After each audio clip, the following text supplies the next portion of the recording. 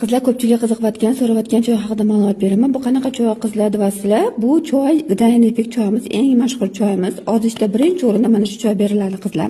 100% natural qizlar bu. 23 xil vitaminga boyitirilgan kokteyllarimiz bilan birga iste'mol qilinadi. Qaranglar buni, mana halol degan sertifikatlari bor. Tarkibi 6 xil o'simlik komponentdan tarkib topgan qizlar. Beli choy bor tarkibida, miyata bor, lemongrass bor, kaktus aponsiyasi bor, revin bor, aloe bor.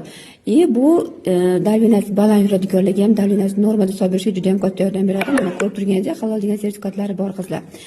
Bu organizm trenaj qilib beradi. Ojiz jarayonida birinchi o'rinda mana shu choy beriladi.